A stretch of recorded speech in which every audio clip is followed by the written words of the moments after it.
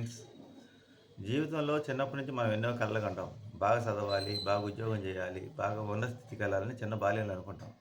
అది కొంతమందికే జరిగిద్ది. అందరికి జరగదు. మధ్యలో చదువులు ఆగిపోతాయి. ఆ తర్వాత బాగా పెద్దోళ్ళు ఉండాలంటే సపోర్ట్‌లే. మనం ఏదో ఒకటి పని చేసుకొని బతకచ్చులే, ఎట్టాగొట్ట బతకచ్చులే అని ఏదో పనులు నేర్చుకుంటాం. ఆ పనులు నేర్చుకుంటే అసలు సినిమా మొదలైద్ది. కొద్దిగా పని చేతికొచ్చి రూ. 10 సంపాదన రాగానే పెళ్లి చేసేస్తారు. ఇంక అక్కడి నుంచి ఆ పనిలోనే దాంట్లోనే మగ్గి మగ్గి పడి ఇబ్బంది పడతా ఉంటాం. ఆ తర్వాత కొంచెం ఆ! ఊ అనే లోపల పిల్లలు పుట్టేస్తారు. సరే రాబోయే రోజులు ఇంకా ఉంటదిలే జీవితం అనుకుంటే మన పెద్దోళ్ళు ఒక్కోరు వెళ్ళిపోతా ఉంటారు. ఆ! ఊ అని అలసిపోయి పిల్లల చదువులన్నీ పూర్తి చేసి ఈ లోపల కొంతమంది ఇల్లు వాకిలు కట్టుకొని అప్పులు పాలవుతారు. ఆ అప్పులు తెచ్చుకోలేక బాధపడతా ఉంటారు. కొంతమంది నాలాంటోళ్ళు ఉన్న ఆస్తులను నమ్ముకొని అప్పులు లేకుండా ఇల్లు వాకిలు కట్టలేక ఇంకా ఉందిలే ముందు అని చెప్పి చిన్నంగా హమ్మయ్య! పిల్లలకి పెద్దోళ్ళు అయిపోయారు. వాళ్ళకి ఉద్యోగాలొచ్చినియి. వాళ్ళకి పెళ్ళిళ్ళు చేద్దాం అనుకున్నారు. పిల్లలకి పెళ్లి చేయంగానే అక్కడ సమస్యలు మొదలవుతాయి. అక్కడి నుంచి సమస్యలు మొదలైన తర్వాత అక్కడికి అని ఆలోచించేసరికి 50 సంవత్సరాలు వచ్చుంటాయి. షుగర్లు, బీపీలు అనే చుట్టాలు ఒంట్లో కూర్చుంటారు. అప్పటిదాకా చుట్టాలతో గొడవలు పడి, కుటుంబ సభ్యులతో గొడవలు పడి, అన్నదమ్ములతో, దాయాదులతో గొడవలు పడి, ఇంకా ప్రశాంతంగా జీవితం పిల్లల పెళ్ళిళ్ళు చేసుకుని బాధ్యత తొలగించుకొని ప్రశాంతంగా జీవితం అనుకునేటప్పటికి అక్కడి నుంచి అసలు సమస్యలు మొదలవుతాయి 50 సంవత్సరాల నుంచి. అక్కడి నుంచి ఈ పాత దాయాదులు, ఈ గొడవలన్నీ పోయి అక్కడ కొత్త చుట్టాలతో మళ్ళా గొడవలు మొదలవుతాయి పిల్లల్ని ఇచ్చుకునే కాడ.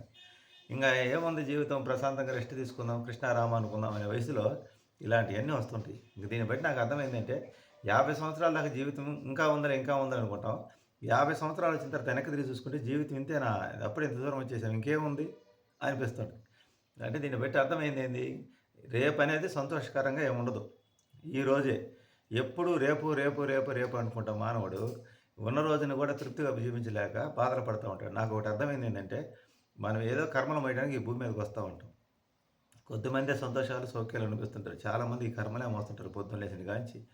పెళ్లి కాకపోతే ఒక బాధ, పెళ్లి అయితే ఒక బాధ, పిల్లలు పుట్టకపోతే ఒక బాధ, పిల్లలు పుడితే ఒక బాధ, వాళ్ళు చదవకపోతే ఒక బాధ, చదివి ఉద్యోగాలు ఇస్తే ఒక బాధ, వాళ్ళు పెళ్ళిళ్ళు చేయకపోతే ఒక బాధ, పెళ్లి చేస్తే ఒక బాధ.